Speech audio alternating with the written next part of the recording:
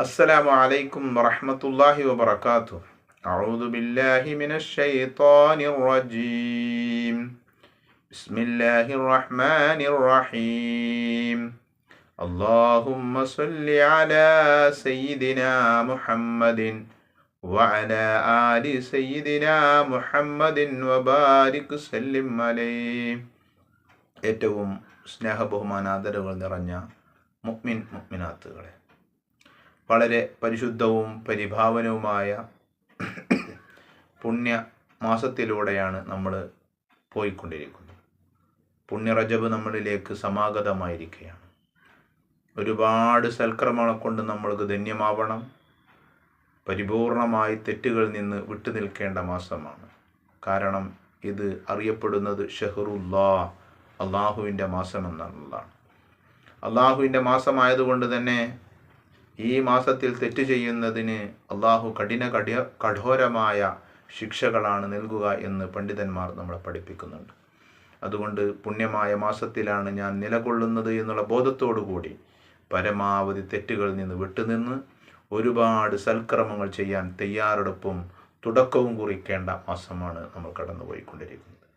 ഇതിൽ നമ്മൾ സ്വലാത്തുകൾ അധികരിപ്പിക്കണം, അതുപോലെ തന്നെ നോമ്പുകൾ അധികരിപ്പിക്കണം, ഒരുപാട് സൽക്രമങ്ങൾ അധികരിപ്പിക്കണം. മഹാനായ മുത്തുനബി മുഹമ്മദുൻ സല്ലല്ലാഹു അലൈഹി വസല്ലം ഒരു പുഴ കണ്ടു. ആ പുഴയിലെ വെള്ളത്തെക്കുറിച്ച് പണ്ഡിതന്മാർ വിവരിക്കുന്നു. ആ പുഴയിലെ വെള്ളം ഐസിനേക്കാൾ, മഞ്ഞിനേക്കാൾ തണുപ്പുള്ളതാണ്, തേനിനേക്കാൾ മാധുര്യമുള്ളതാണ്, പാലിനേക്കാൾ നിറമുള്ളതാണ്. സുന്ദരമായൊരു പാനീയം. നബി മുഹമ്മദുൻ സല്ലല്ലാഹു അലൈഹി വസല്ലം ജിബ്രീൽ അലൈഹിസ്സലാമിനോട് ചോദിച്ചു, അല്ലയോ ജിബ്രീൽ, ആർക്ക് വേണ്ടിയാണ് ഈ നദി ഒഴുകുന്നത്? ആർക്ക് വേണ്ടിയാണ് ഇത് ഒരുക്കിയിരിക്കുന്നത്? നബി മുഹമ്മദുൻ സല്ലല്ലാഹു അലൈഹി വസല്ലമയോട് മറുപടി പറഞ്ഞു, ഇത് റജബ് മാസത്തിൽ അങ്ങേക്ക് പ്രത്യേകമായി സ്വലാത്ത് ചൊല്ലുന്നവർക്കാണ്. സല്ലല്ലാഹു അലാ മുഹമ്മദ് സല്ലല്ലാഹു അലൈഹി വസല്ലം.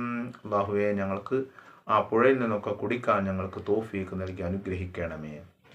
പിന്നെ റജബ് മാസം നോമ്പ് കൊണ്ട് വളരെ കൽപ്പിക്കപ്പെട്ട ഒരു മാസമാണ്. മുത്തുനബി മുഹമ്മദ് സല്ലല്ലാഹു അലൈഹി വസല്ലം നമ്മളത് പഠിപ്പിക്കുന്നുണ്ട്. മഹാനായ ഫതഹുൽ മുഈൻ്റെ രചയിതാവ് മഹാനായ മഖ്ദൂം തങ്ങൾ നമുക്കത് പഠിപ്പിച്ചു തരുന്നുണ്ട്. റമദാനിന് ശേഷം ഏറ്റവും കൂടുതൽ നോമ്പിന് ശ്രേഷ്ഠമുള്ളത് യുദ്ധം ഹറാമാക്കപ്പെട്ട മാസങ്ങളിലാണ്. അതിൽ തന്നെ ഏറ്റവും പ്രധാനപ്പെട്ടത് മുഹറം മാസത്തിലാണ്, പിന്നെ റജബിലാണ്, പിന്നെ ദുൽഹിജ്ജയിലാണ്, പിന്നെ ദുൽഖഅദിലാണ് എന്നൊക്കെ പണ്ഡിതന്മാർ നമ്മളെ പഠിപ്പിക്കുന്നുണ്ട്. അതുകൊണ്ട് റജബ് നമ്മൾ നോമ്പ് കൊണ്ട് ധന്യമാക്കേണ്ടതുണ്ട്. കഴിയുന്നവർ നമ്മുടെ മഹാന്മാരായ പിൻഗാമികളൊക്കെ 96 നോമ്പ് നോറ്റിരുന്നു. അതിന് സാധ്യമല്ലെങ്കിൽ വ്യാഴാഴ്ചയും തിങ്കളാഴ്ചയുമൊക്കെ, അതിന് കഴിയില്ലെങ്കിൽ കഴിയുന്നത് പോലൊക്കെ അതിനോട് താരതമ്യപ്പെട്ട് നോമ്പനുഷ്ഠിക്കാൻ നാം ഓരോരുത്തരും തയ്യാറാവേണ്ടതുണ്ട്. റജബിലെ നോമ്പ് നോക്കുന്നവർക്ക് സ്വർഗത്തിൽ ഒരു കൊട്ടാരം നൽകുമെന്നാണ്. റജബിൽ നോമ്പ് നോറ്റവർക്കൊരു കൊട്ടാരമുണ്ടെന്ന് പറഞ്ഞാൽ അതിനർത്ഥം നമ്മൾ സ്വർഗത്തിൽ പ്രവേശിക്കുമെന്നാണ്. അതല്ലാതെ അജർക്ക നിങ്ങൾ റജബിൽ നോറ്റ നോമ്പിൻ്റെ കൊട്ടാരത്തിൻ്റെ വാടക താന്ന് പറഞ്ഞിട്ട് നരകത്തിലേക്ക് വാടക കൊടുക്കുന്നതല്ലല്ലോ. അപ്പം അതിനർത്ഥം നമ്മൾ ആ കൊട്ടാരത്തിൽ പ്രവേശിക്കും, നമ്മൾ സ്വർഗത്തിൽ പ്രവേശിക്കും, ആ കൊട്ടാരത്തിൽ നമുക്കതിൻ്റെ സുഖാഡംബരങ്ങളൊക്കെ ആസ്വദിക്കാം എന്നാണല്ലോ അതിനർത്ഥം. മഹാനായ അനസ് റളിയല്ലാഹു അൻഹു റിപ്പോർട്ട് ചെയ്യുന്നു, സ്വർഗത്തിൽ ഒരു നദിയുണ്ട്, ആ നദിയുടെ പേര് റജബ് എന്നാണ്. ആ നദി പാലിനേക്കാൾ വെളുത്തതാണ്, തേനിനേക്കാൾ മാധുര്യമുള്ളതാണ്, വളരെ സ്വാദിഷ്ടമായ ഒരു പാനീയമാണ് അതിലൂടെ ഒഴുകിക്കൊണ്ടിരിക്കുന്നത്. റജബിൽ നോമ്പ് നോറ്റവർക്കാണത് കുടിപ്പിക്കപ്പെടുന്നത് എന്ന് മഹാനായ അനസ് റളിയല്ലാഹു അൻഹു നമ്മളെ പഠിപ്പിക്കുന്നു. അതുകൊണ്ട് റജബിൽ ഓരോ നോമ്പിനും ഓരോരോ ഒരു ദിവസത്തെ നോമ്പ്, രണ്ടാമത്തെ ദിവസത്തെ നോമ്പ് മഹാന്മാരായ ആളുകൾ ഒരുപാട് വിവരിക്കുന്നുണ്ട്.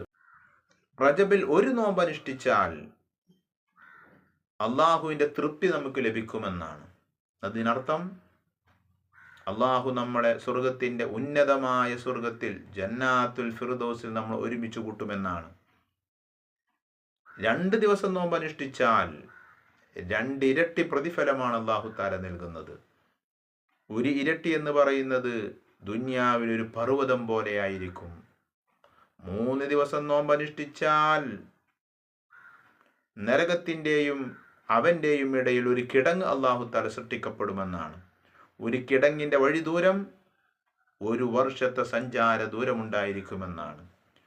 ഒരാൾ 4 ദിവസം നോമ്പ് അനുഷ്ഠിച്ചാൽ വെള്ളപ്പാണ്ട്, ഭ്രാന്ത്, കുഷ്ഠം, പരീക്ഷണങ്ങൾ, ദജ്ജാലിൻ്റെ ഫിത്ന മുതലായവയിൽ നിന്നെല്ലാം അള്ളാഹു താല കാവൽ നൽകുമെന്നാണ്.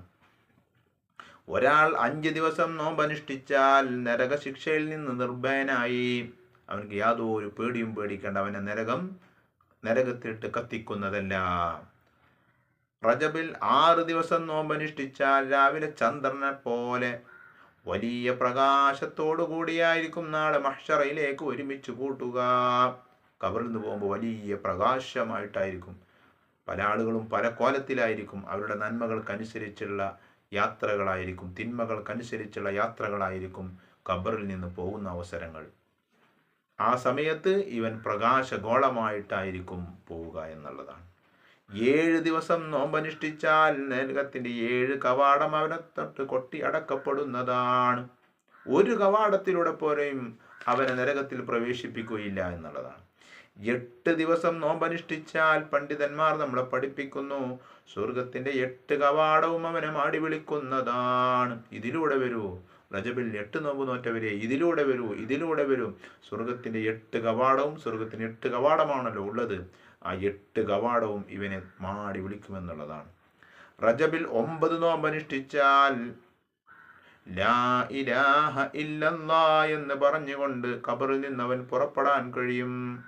ആരും രക്ഷിക്കാനില്ലാത്ത സമയത്ത്, ആരും ഉപയോഗപ്പെടുത്താൻ പറ്റാത്ത സമയത്ത്, അള്ളാഹുവിനെ മാത്രം രക്ഷപ്പെടുന്ന സമയത്ത് അവൻ്റെ വായിലൂടെ വരുന്നത് ലാ ഇലാഹ ഇല്ലല്ലാഹ്, അള്ളാഹുവാണ് ആരാധനക്കർഹൻ എന്ന് പറഞ്ഞുകൊണ്ട് ഉറക്കനത് പറഞ്ഞ് അവനക്ക് ഖബറിൽ നിന്ന് യാത്രയാവാൻ സാധിക്കും. അള്ളാഹു തആല നമുക്ക് തൗഫീഖ് നൽകട്ടെ. 10 ദിവസം നോമ്പനുഷ്ഠിച്ചാൽ ഓരോ സിറാത്ത് പാലത്തിൽ ഓരോ ചവിട്ടടിയും, ഓരോ മൈലും ഓരോ പുതപ്പ് നൽകപ്പെടുമെന്നുള്ളതാണ്. ഒരു മൈൽ എന്ന് പറഞ്ഞാൽ 4000 ചവിട്ടടിയായിരിക്കുമെന്നാണ്. ആ കിട്ടുന്ന പുതപ്പിലൂടെയെല്ലാം അവനക്ക് നാളെ മഹ്ശറ വൻസഭയിൽ, നാളെ സ്വർഗീയ ലോകത്തിൽ അവനക്ക് വിശ്രമിക്കാൻ സാധിക്കുമെന്നുള്ളതാണ്. അപ്പോൾ അള്ളാഹു നൽകുന്ന പ്രത്യേകമായ അള്ളാഹു പ്രത്യേകമായി നൽകുന്ന അനുമോദനങ്ങളാണതെല്ലാം. അള്ളാഹു താല ഇതുപോലൊക്കെ നോമ്പനുഷ്ഠിക്കാനും സൽക്രമങ്ങളെ കൊണ്ട് ധന്യമാവാനും അള്ളാഹു താല നമുക്കൊക്കെ തൗഫീഖ് നൽകി അനുഗ്രഹിക്കട്ടെ. പ്രയാസം അനുഭവിക്കുന്ന ഒരുപാട് ആളുകളുണ്ട്. അള്ളാഹു താല എല്ലാവരുടെയും പ്രയാസങ്ങൾ തീർത്ത് റാഹത്തും സന്തോഷവും നൽകട്ടെ.